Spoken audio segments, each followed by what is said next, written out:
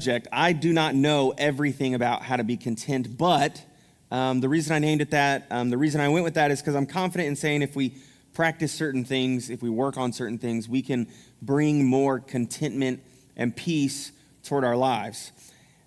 This last week that we're going to be talking about today is a little different from what we've talked about the last 3 weeks.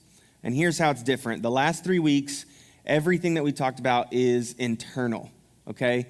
So changing your perspective, changing your expectations, changing your measuring stick, and making sure you don't compare yourself to other people, that is all internal. That is all something I can wake up in the morning, I can choose I'm going to do this, and then I can work on my mindset throughout the day. I can train my brain to do it, right?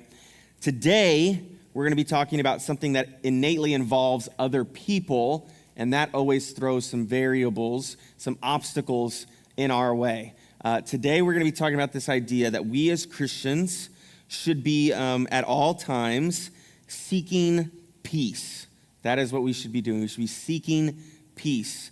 And so it gets a little difficult because when we seek peace, not only does this involve with other people, and the way that I seek peace with each person is very different, depending on who that person is. But also, it's not just an internal thing. I have to actually put action and effort forward to make this happen sometimes. I know our culture, our society, does not really approach life in this fashion like I'm talking about. Our culture, our society does not seek peace in a lot of situations. Instead, our culture and society loves drama and loves conflict. That is the reality of the situation. Drama and conflict sell, all right? It's what a lot of people like. When you look at the TV shows, drama. When you look at the news, drama and conflict. When you look at game shows, drama and conflict. When you look at what books sell, drama and conflict. Social media, full of drama and conflict. There are people who are just addicted to drama and conflict. If there's nothing going on, they will find something to be offended about, and that adds to the drama in their life. They enjoy it. I would say the number one reason people gossip is drama, conflict. Our society, our culture thrives on this stuff. They love it. It is filled in our society constantly, but we have to realize that that is not what we are called to. We are not called to love this culture of drama and conflict. Instead, we are called to seek and provide peace to everybody we come in contact with. It's obvious our culture doesn't like it, and unfortunately, not only is this idea that drama and conflict is better, peace is also seen as a weakness. You are weak if that's what you go after. If somebody, steps in front of you and wants to fight you, and you go, no, I don't want to fight you, and you back off, you're seen as the weak one, right? That's how our culture views it. If somebody, if somebody's asking for a fight, as Americans, our first, our default is to go, well, then we're going to give them a fight, right? Like, that's kind of how we act. I work at the nursing facility, and a lot of the ladies will say, well, I don't try to start fights, I just match energy, all right? So if you bring me bad energy, I'm going to match that energy with you, right? That's how they see it. In fact, I worked for a manager one time when I worked at GameStop. I worked for a manager, and she told me, we had a conversation one night in which she told me, as a leader, she had it in her head, either because she was taught or that's just kind of how she picked it up from other people, that as a leader, she shouldn't say sorry because it showed weakness. And I told her, I was like, I don't think so. I think it's the opposite, actually. I think saying sorry shows strength. But you notice when left to society and culture, that is the perception. When you seek peace with other people, when you're willing to submit or lay down your pride and ego, a lot of times it's seen as weakness, but that is what we are called to specifically in the New Testament. When you read the New Testament, it is hard to come away, when reading the life of Jesus, when reading the letters of Paul, it's hard to come away with this idea that we're supposed to fight somehow all the time. That is not what we're supposed to do. Y'all know, I've mentioned this before, y'all know I'm a fighter. I'm a fighter to my bones. okay? I am stubborn as a mule. I will die on hills. And something about fighting for things, it's just in me. I can't help it. I've noticed now as an adult that when other people see an obstacle or a challenge in front of them, a lot of them, they go, there's an easier way to do it, and they go around it, or they find a way to get around that obstacle. No, when I see an obstacle, I look at that and I go, this is a moment in which I get to test myself, right? Like, I'm excited. There's something in front of me, and I get to see if I can overcome it, right? Like, I'm just a natural, I want to fight. But the reality is, y'all, is that is not what I'm called to do. I am not called as a Christian to go around fighting everything I come in contact or everyone I possibly can. Jesus Christ did not die on the cross and defeat sin so I could be fighting all the time. God does the fighting. I don't need to.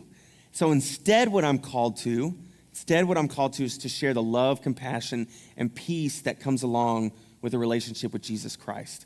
I'm to be his reflection to other people as much as possible. And what we're going to talk about is how in doing that, we find that by seeking peace, we receive peace within our lives. And that peace leads towards the contentment that we're looking for. When we hold on to these ugly emotions like anger, envy, jealousy, frustration, when you hold on to those, what happens is that's what kind of starts to bleed into your life as you become a person who is angry, frustrated, upset, dissatisfied. But when you seek peace, when you live a peaceful life, what you'll find is the opposite occurs, and peace and contentment are what we see. We are going to be in Romans this morning. We're back in Romans.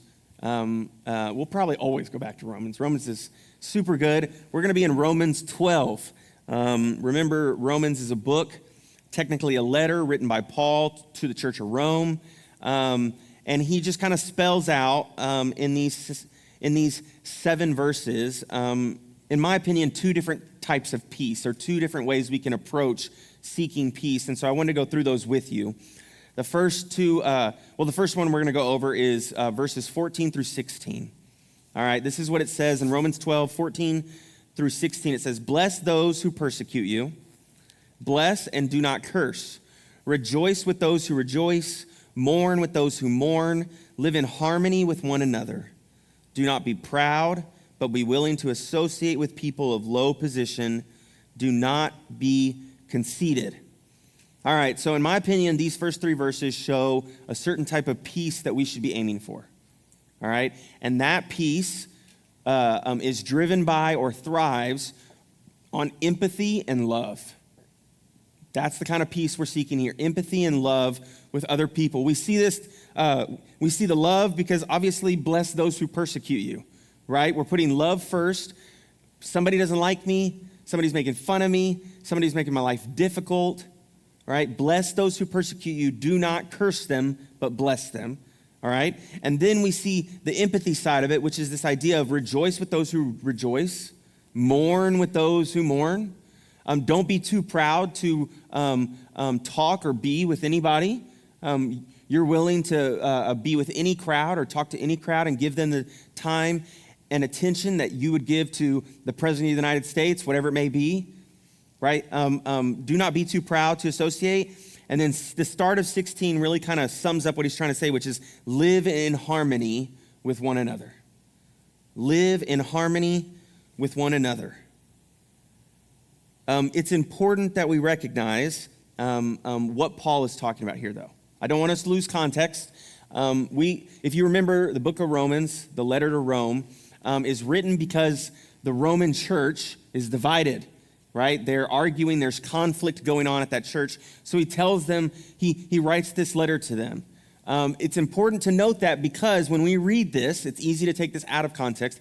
When we read this, Paul is not writing these words to unbelievers.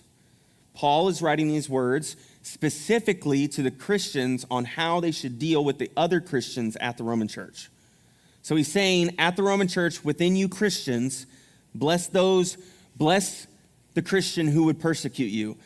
Do not curse them, right? Live in harmony with one another as Christians. Rejoice with one another, mourn with one another. Do not be too proud. So understand he's talking about this idea of within the church of Rome, as Christians, treat each other this way. I want you to understand that because I don't want you to think I'm trying to take the verse out of context. But what I would tell you is that I strongly believe that these same rules of how we should treat one another apply to when we talk and have dealings with unbelievers as well. And here's why I think that. Number one, it's backed up scripturally. All right, so like in Matthew 5, you see that Jesus says, turn the other cheek. If somebody would steal from you, give them more than what they're asking for. If someone's in need, give what you have to them. Be generous with everything, right? He's basically saying, I think in that same passage, he even talks about don't take your brother to court and sue them for things. Just let them have what they want, right? Like there's this idea of do not produce conflict. Do not produce this type of lifestyle where you're constantly arguing. Just give them what they want. Just be peaceful. And if they want to hurt you, just don't resist them. Let them have what they want and then pray for them later. Like that's kind of what Jesus was saying in Matthew 5. And so not only is there scripture to back this up, but then there's also the life and the lifestyle of Jesus Christ. There are very few instances in which you could argue that Jesus approaches a situation or a person and does not seek peace and humility at the very beginning of that. You will not read in the Gospels of Jesus going up to a person and talking down to them. You will not read in the Gospel of Jesus going up to somebody and not showing love and compassion. You'll not read in the Gospels in which Jesus goes and tries to start conflict and fights with other people. Was there conflict in the Gospel? Sure, because the Pharisees were looking for conflict. But even in that, Jesus gave them answers, and peace was a massive goal in which Jesus was driving towards. And we should be a reflection of that, so it makes sense that we should also seek this peace with other people. I shared this on Wednesday night. I actually did an interview one time. She's the receptionist at the facility I work at. I did an interview. I asked her a question. I said, if you had 10 people you needed to get along with, how many people do you think you would actually be able to get along with? Like, give me a fair number. Do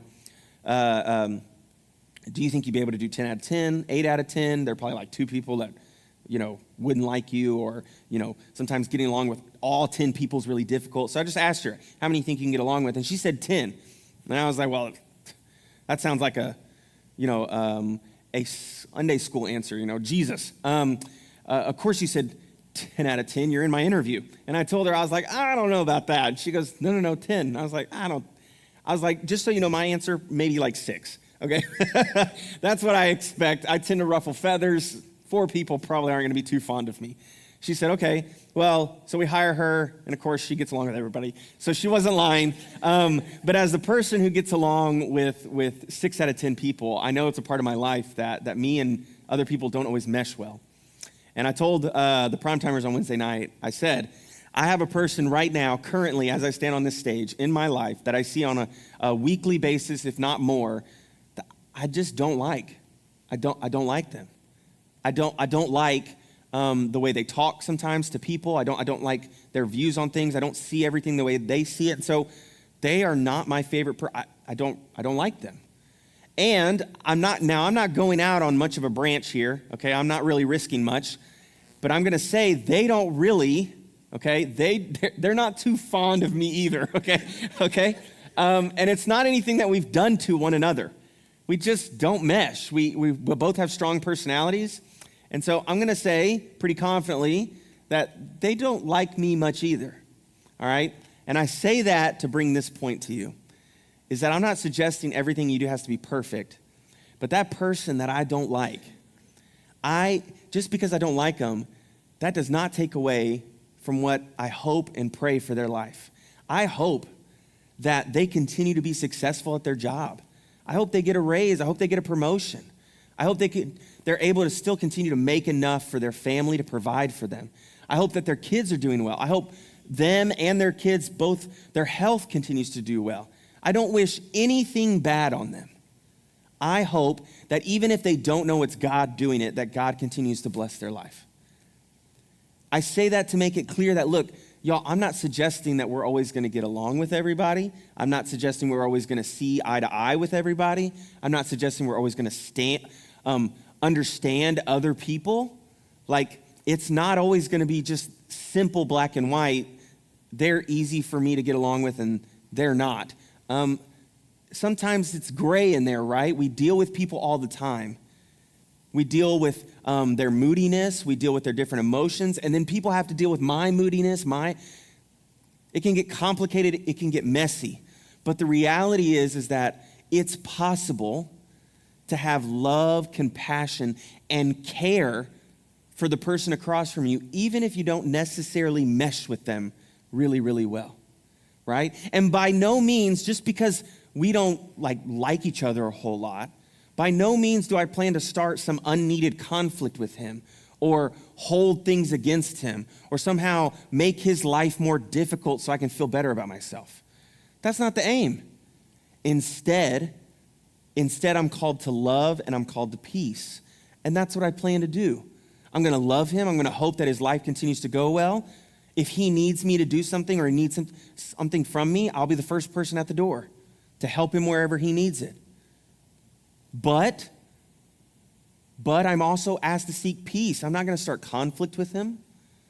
I'm not going to make his life more difficult. In fact, I'm going to be nice when I have the opportunity to be nice. I'm going to be cordial when I have the opportunity to do that as well. And maybe, just maybe, God will change my attitude and his attitude towards it if we're open to that. And then a relationship can start, or more care and more love can be shared.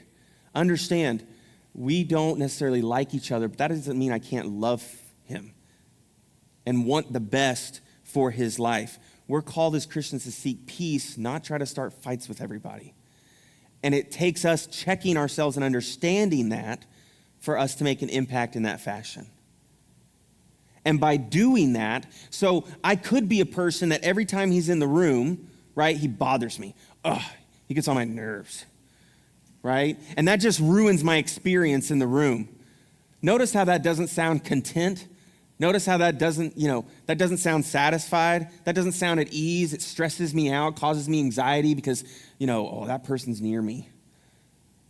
But instead, man, when you just hand that stuff over to God and say, hey, God, I understand. I get me and that person don't mesh, but I still want to love them. I still want to make sure they're okay. I still want to be as nice as possible. That's my aim. Notice, it doesn't bother me. I'm not stressed. There's no anxiety. It doesn't bother me that they're there. I love them. I understand that they're created in the image of God, and I hope everything continues going well for them. That's what leads us to contentment, not this bitterness and this frustration, this anger that we can get caught up in. Moving down to verse 17, we're going to do 17 through 21. Romans 12, 17 through 21. It says, do not repay anyone evil for evil. Be careful to do what is right in the eyes of everyone.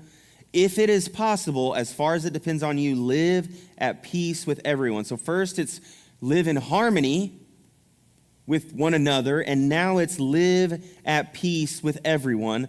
Do not take revenge, my dear friends, but leave room for God's wrath. For it is written, it is mine to avenge, I will repay, says the Lord. On the contrary, instead of living for revenge, if your enemy is hungry, feed him. If he is thirsty, give him something to drink. In doing this, you will heap burning coals on his head. Do not be overcome by evil, but overcome evil with good. So we have a kind of second type of peace that Paul is kind of pushing towards. So first we had empathy and love, a peace that comes from showing that to everybody we are in contact with. The second kind of thing that Paul is pushing here is that instead of holding on to revenge or wanting karma for other people, instead we should be living a life of forgiveness, not retaliation, right? There are going to be times where people do things to us and we want to get them back. That's the nature of human beings. I tried to break it down in my head. I think the real reason is when somebody does something and it makes me feel a certain way, right? Whether they hurt my pride, my ego, my feelings, and it makes me hurt in a certain way, our innate reaction is to want to make them hurt in the same way that we were hurting, right? I want you to feel what I was feeling. And so we have this retaliation response where, well, I'm going to do to that person what they did to me. But Paul is clear, and remember, he's talking to Christians here.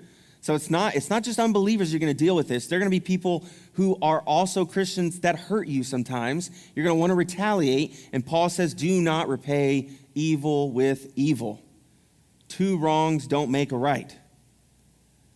Do not go after somebody and try to do something to them because they did something to you. I was a missionary in Chicago. I think I was like 23. I can't remember. The same year, my wife was a missionary in Africa. Chicago was great. She got to kind of go somewhere cooler. But I was in Chicago for those 3 months. She was in Africa. I was doing missionary work as working with a church plant in Chicago in the inner city. Got to get that word out. And part of our job there was basically just like when they had mission teams come to help the church, we were in charge of leading those mission teams around. And then obviously, being a missionary, your other main goal is to make relationships throughout the city of Chicago and hope that those relationships just lead to, conversations and things like that. Well, with that in mind, I got in the only fight that I've ever been in my entire life. All right, I've been in one fist fight, and that was the fist fight that I got into. I was on the basketball court, which you'll notice, basketball seems to lead towards a lot of stress problems for me. This is why I'm hesitant when I go towards, but in this situation, I was playing basketball, trying to build relationships that way, and a guy made a move. He was just faster than me. He was going to go around me, and I didn't want him to get a free point for his team, so I just fouled him. Now, I didn't foul him hard. Hear me out. I'm 185 pounds. I can put people on their butt if I want to. I did not foul him that hard. I just kind of grabbed him by the arm. Well, he took exception to this, okay? And he kind of started jawing in my face, getting real close to me. And y'all know me, right? Die on that hill. I don't really back down from it. I'm not one to step away from people. I wish I was. Man, my life would be so much more simple, and there would be so many more moments that I'd be proud of if I would just have been like, this is a good moment, Nathan, for you to just be quiet, right? But that's not what I did. I jawed back with him. We went back and forth a little bit. I was real sarcastic, making fun, because that's how I get. And eventually he waited till I turned around and he wrapped his arm around my neck. And then he, had me like in a headlock. He threw some punches, and eventually I grabbed him and kind of flipped him over myself, and they broke us up, and we finished basketball. But on the way home, I feel like a moron. Not to mention I'm wearing the church shirt, while it's happening. And so I called the pastor because I was like, look, at the end of the day, if the pastor finds out about this I might as well just approach it up front. So I told him what happened. And he asked me, he was like, well, did you hit him? And at that moment, I didn't remember hitting him at all, because at that moment, we were running up and down a court. When he took my oxygen away, that's mostly what I was concerned about. So I was just trying to get the arm off me, And so I told him, no, I didn't hit him. And he said, okay, well, I'm going to let you stay. He said, had you hit him, I would have to probably send you home. He's like, but since you didn't hit him, he said, I'm going to let you stay, but I got two conditions. And here's what he told me. He said, the first condition is, he goes, I know that you're trying to gain respect in a certain way. He says, I know the guys in Chicago. I know playing basketball with them. There's a certain level of respect you have to gain for them to want to talk to you and associate with you after, and for them to have a relationship with you. He said, I understand. He said, but you got to go about it a different way. He said, because obviously the way that you're going about it is not causing positive relationships, it's causing negative relationships. I said, I totally understand. I'll do my best to fix that. The second thing he said is that, he says, I know what guy you're talking about. He's pretty fiery, and he acts that way a lot. He said, so the next time you see him, though, I need you to go say sorry. And I was like, oh, right? What? And so I remember I was walking to the park one day. I hadn't seen the guy in about 2 weeks. And it was like a spotlight from heaven came and right on me. I was like, oh, he's going to be there. I can feel it in my bones. he's gonna be there. Like I was dreading getting to the park and I hadn't even verified he was there, but I knew he was gonna be there. And so I got to the park and I was like, basically the conversation between me and God is, I don't wanna talk to him. I don't wanna say sorry to him. Like, I didn't even do anything in my mind, right? Like, I did something, right? But in my mind, I'm like, I didn't even do anything. I didn't start it. I was reacting to the situation, being defensive. I wasn't proactive in this. I didn't try to start a fight with him. This is me protecting myself. And so I'm upset about all of this. And then I'm like, honestly, like I lost the fight. So then my pride and my ego's hurt. I don't want to go say sorry to the guy who beat me up, right? Like that doesn't make any sense. In fact, like, the conversation going through my mind is like, honestly, God, I would prefer like maybe a round 2 to make up for what happened there, And I'm having this argument, and so I get to the park, and he's there, of course, right? Like I knew he was gonna be there. And I see him, and so I did what I was supposed to. I walk up to him, and I just say, hey man, I'm sorry for the other day. I'm sorry for how I acted. And he just goes, yeah, it's cool, whatever. And he walks off. Y'all, look, seeking peace is not always easy, and other people don't always make it easy. There are times in which people want to search for conflict with you. They do. They want that drama. They want you to respond in a certain way. That's what they're used to. That's what we're used to. But the reality is that is not what we're called to. We are not called to find these conflicts and this drama and to thrive off of it. We're called to seek peace and to love and take care of one another. And I don't even know that guy's name. I could not tell you. We weren't really on a speaking basis, okay? But I can tell you that I hope God has changed his life. I hope things are good for him. I'm not holding on to any. If I went to Chicago today and I recognized him, it would not bother me. There's no ill will in that area. I'm not somehow still holding on to resentment and regret that somehow I didn't win a fight, so now anytime another person confronts me, I have to prove something. It's done, it's over with. God can take care of that. My job is how I'm supposed to respond. My job is that I'm supposed to reflect my Lord and Savior Jesus Christ in how I live and how I act towards him. That is what I'm supposed to do. And the Bible, specifically the New Testament, is completely clear that I should be seeking peace in the situation in hopes of showing him Christ's love, as opposed to holding on to frustration, anger, and trying to somehow rile the situation up.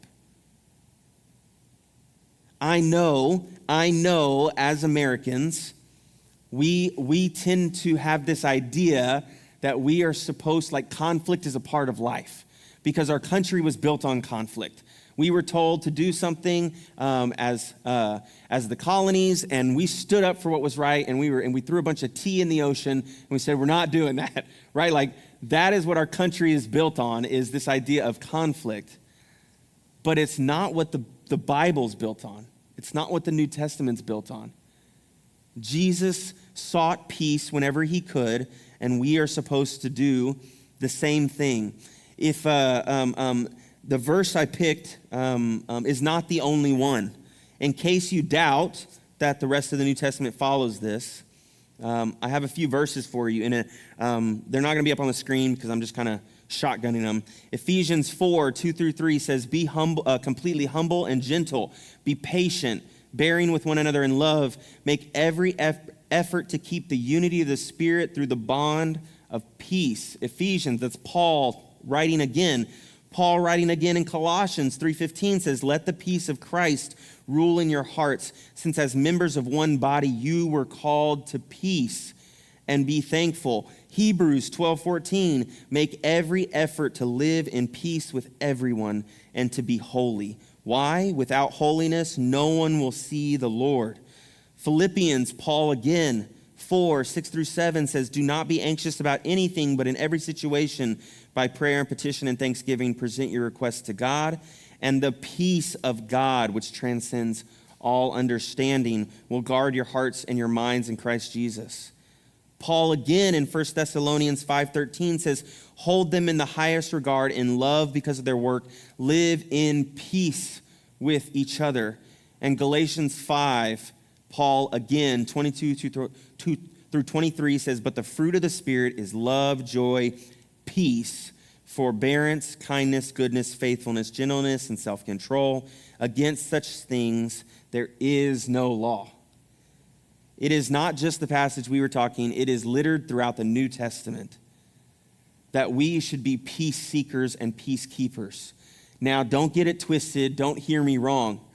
Are there times in life when we are called as believers to protect, to stand in front of opposition or evil, and to stand up and tell the truth in the face of lies?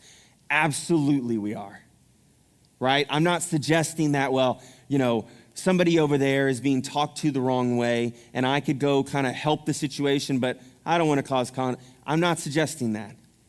But understand that even in those moments when we're standing for truth in the face of lies, our goal should be a peaceful resolution to that conflict. We should still be seeking peace in that. We're not called, when we have people debating on the side of the street or yelling lies on the side, we're not called to stop and yell back at them. I remember I was in college one time, and don't get me wrong, she was probably trying to do the right thing. I have found myself in arguments in which I get heated and I probably look bad from the outside, so I totally understand her reaction. But I remember I was watching this girl as I was walking up the stairs, and she was talking to 3 other girls in hijabs. And I could hear what she was saying. It was something about Jesus Christ. And so my assumption is she was trying to talk to them or have a conversation with them about Christianity, about Jesus Christ, which innately is a good thing. But what it looked like when I was walking up the stairs is that she's standing over their table while they're sitting, and then she's loud towards them, right? That doesn't feel like a Christian seeking peace. That sounds like you're trying to fight. You're trying to start conflict. That God is the one that can take care of the conflict for us. He can take care of that. He can deal with the people who don't act right. He can deal with the people who wrong us. He can deal with their consequences. We are not asked to do that. We're not asked to solve and fix every injustice. We're not asked to call every single injustice or problem out. We're asked instead to love and have compassion on other people. Our church has experienced conflict. Our church has experienced division, and not just once, multiple times.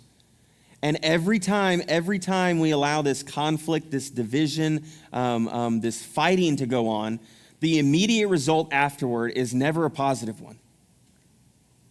There's always rebuilding and recovering that has to happen because of the conflict. And even in those recovering times, we've had people kick us while we're down. It's happened. But I think it's important for us to ask ourselves, wouldn't it be nice to be a church? Wouldn't it be nice to be a church that's not known for conflict, for bringing division, but instead a church that's known for bringing peace and providing peace to its community and the people around it? Wouldn't it be nice to be known as a church who seeks out that peace and provides refuge and provides comfort and provides care and compassion to the people that interact with it? We don't want to be a church that causes this division. People can say whatever we want. We've had other churches say things about us. That's fine. Let's not seek conflict. Let's just be at peace. God will take care of the conflict we deal with. Our job is to have love and compassion on anybody we run into. And I want to show you in a difficult example how we do this. We all know, anybody that's a member in here knows that our church, we sold our old building, and then that old building was bought by Muslims. We know this. We could use that as a point of conflict. We could use that as a point to be ill-content about. We could use that as a point to be dissatisfied with it.